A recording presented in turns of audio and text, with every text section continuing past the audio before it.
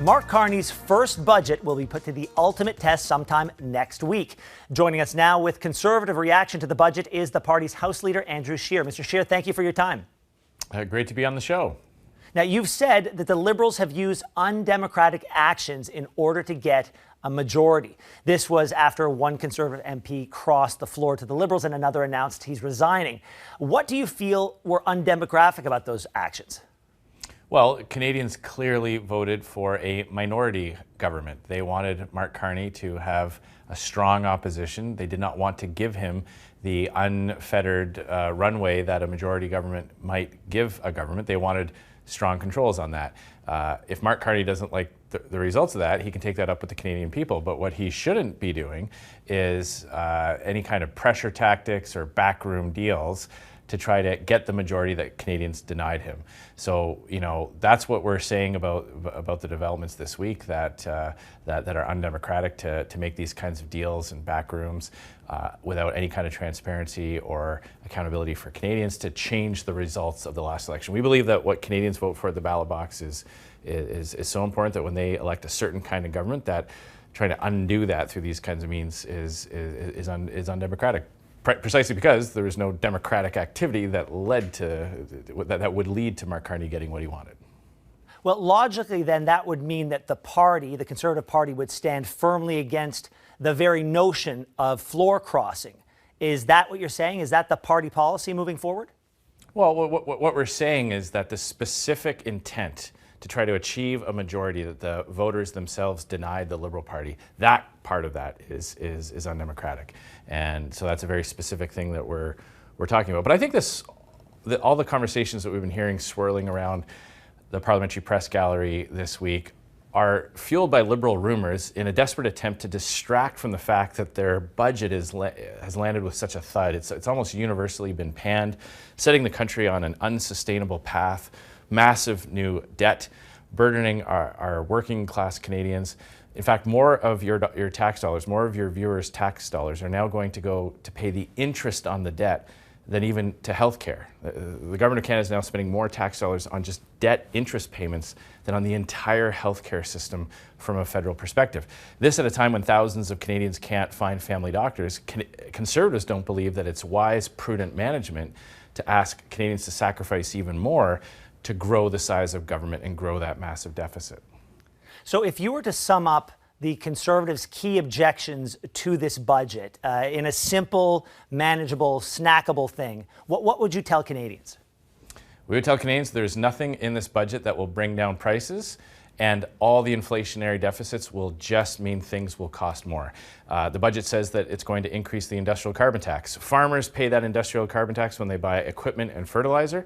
The fuel service standards tax is still in place. That's 17 cents a liter. Every piece of food that needs to be trucked from the farm to the food processing center to the grocery store, all of those costs get passed on to the consumer. So that extra 17 cents a liter will have a major impact on driving up food prices.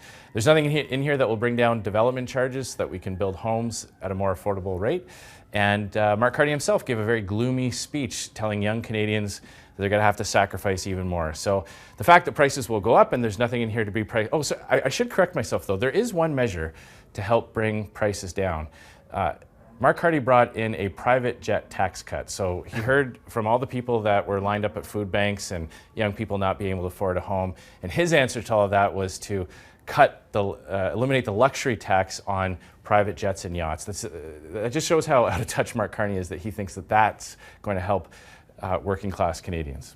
Mr. Scheer, I want to go back to what you were saying about the industrial carbon tax, but because it sounds like the narrative that's shaping up is very reminiscent of the original battle on the consumer-facing carbon tax. Is that the plan? Is the plan death by 1,000 cuts by the Conservatives on this industrial carbon tax? Well, I believe that Mark Carney has said that that's the plan himself. I mean, he was on a news program in Atlantic, Canada when he was running in the leadership race when he challenged the reporter to say, you know, nobody really buys steel anymore. And he was saying that they could increase the industrial carbon tax. So it's a bit of a shell game that, you know, after denying the negative effects of the consumer carbon tax for a decade, Liberals are now saying, well, we can listen to Conservatives on that one, but they're going to use their other hand to raise the industrial carbon tax. And I have to point out, not only is this bad for consumers, because there's so much steel in so many things, everything from appliances to homes to vehicles, but we're also asking our steel workers to go and compete with their American counterparts. And those American steel companies don't have to pay the industrial carbon tax. So at a time when we need a government that's looking at how we can fight to keep those investment dollars in Canada, help our manufacturers compete against these unfair US tariffs, Mark Carney is saying he's going to take out their kneecaps. He's like asking a hockey team to go out and compete against another team, but taking away their sticks right about the time they're about to step on the ice. So Conservatives are not going to support a budget that includes hiking the industrial carbon tax ever, especially not at a time when so many Canadian companies are facing that brutal negative impacts from the US tariffs. There's no reason for the Canadian government to be increasing their costs here at home. I've heard you go on the record, as well as other colleagues of yours, that the government has been trying by way of this budget to trigger a snap election. Do you still feel the same way? Well, I believe that that's what they'd like. If this budget ends up passing, then everything in Canada will be exactly like Mark Carney wants it. Because, as you know, Ben, the government can put almost anything they want into a budget bill. That means that every tax rate, every regulation, every piece of red tape will be exactly how Mark Carney wants it. And I think Mark Carney knows that the consequences of all his broken promises, the fact that he couldn't get a win on tariffs, the fact that he's increasing that industrial carbon tax, the fact that there's nothing there for affordability and inflation's already up on the rise. I believe his preferred course of action was to have a big distraction with a costly election to distract from the attention of the terrible consequences of his policies. So we'll see what happens in the days ahead, but I just urge your viewers to pay attention to the actual substance of the budget itself. The fact is, more of their tax dollar going to pay bankers and bondholders on the interest, nothing on affordability, and no relief in sight on tariffs. In fact, the government's own budget documents say that under Mark Carney as Prime Minister, investment in Canada will continue to decline way out into the future. So it's a very bleak budget if you actually look at the actual numbers. Mr. Andrew Scheer, thank you so much for your time today. Thank you very much. And joining us now is Elizabeth May, leader of the Green Party. Ms. May, thank you for your time. Thank you, Ben. Well, you said earlier last week that the government should be reaching out to opposition for budget support. What have you heard from them since then? A lot, actually.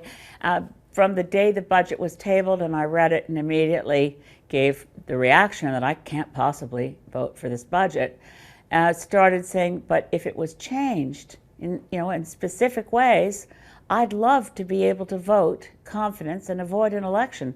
So conversations have been fruitful and hopeful, but we're not there yet. So we need details. Well, talk to us about some of those conversations. Well, I mean, it's obviously I don't give verbatim reports on my conversations, but let's just say I feel pleased and genuinely honored that I get the kind of time I'm getting from a bit from the Prime Minister, the Minister of Finance, former Minister of Environment, who's now Minister for Identity, and chats in the corridors and hallways with various people. Of course, the government leader in the House, Steve McKinnon. We are, number one, we all know each other, and they know that I'm someone who respects cross-partisan work, loves this country, and I generally agree that this is a tough time for any Prime Minister. You're negotiating with Donald Trump, and goodness gracious, and there are key issues, but you can't just forget about our international obligations for climate, for nature, and for working together to ensure that we really make life more affordable for Canadians. Are there any red lines that you have to see this party cross, that you have to see this budget cross? Anything that you must see from them that isn't in the budget today that must be in the next iteration for you to support it?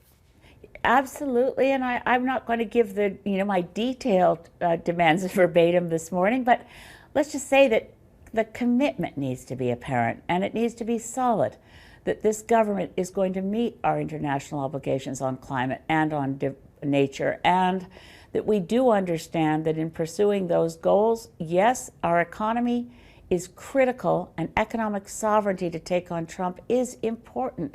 But the steps we take can't undermine the future of our children and grandchildren, nor can we allow ourselves to be buffeted and bullied by extreme weather events that cost this country $8.5 billion last year from losses. And this summer, of course, we had wildfires all over Canada and thousands of people displaced. We need to do much more to adapt to the climate crisis that we're already in. So you said of this budget, quote, it's dead to you without any climate commitments. And now I'm hearing that you are you're bullish on the feelings that you're getting from this government in terms of the conversations that you're having. So how close to commitments do you have to get? How close do those feelings have to get to commitments? They have to be in writing and in the budget. So what I am is hopeful because I think I'm an optimist genetically. And in this world, as you can imagine, being leader of the Green Party, you wouldn't be a member of Parliament for the Green Party if you weren't prepared to work hard and believe that better is possible and we can have hope. We must not abandon hope, and increasingly hope is hard work. So I tell you all this morning, I remain hopeful, but I don't have anything I can take to the bank yet, which means if the Liberals are adding up their votes, I'm still in the no column, but I really want to vote yes. You're an optimist, but you're also quite a wordsmith. You've said, quote, the Liberals are chasing pipe dreams while trampling over low-hanging fruit. So in a very tight nutshell, Ms. May, what did you mean? I mean that the cheapest things we can do to reduce greenhouse gases are effective, reduced costs for Canadians, and we've been ignoring them. The low-hanging fruit is energy efficiency, home retrofits, and building retrofits across this country, putting carpenters and electricians and people installing heat pumps to work. That's the low-hanging fruit. And chasing pipe dreams, I mean throwing billions of dollars at ideas for prototype nuclear reactors that'll probably never deliver a kilowatt of energy and are getting billions of dollars thrown at them for foreign corporations, General Electric and Hitachi, as well as good old Canadian companies like SNC-Lavalin. That's not where our money should be going. Ms. May, one last question for you. For people of a certain generation, young Canadians, you have been a constant and permanent voice in the House of Commons. They've grown up with you. You've been there since they started following politics, but you've made it clear you will not be the leader of the Green Party going into the next election. Have you figured out the mechanism by which you're going to transition to another Of course. We follow our Constitution, so we need to have a leadership race put in place. At the end of the leadership race, when a new leader or co-leaders are elected, that's when I step down at a big convention, rah-rah, balloons on, biodegradable balloons unleashed, and we welcome the new leader taking us into the next election. Now, if there's a snap election, if the government falls, obviously I'm still leader, and not my fond hope, Ben. I really hope that we don't go into an election soon, and I'm working to make sure that doesn't happen. Well, Ms. May, thank you for your time, and I got to say, you had me at biodegradable balloons. Thank you so much.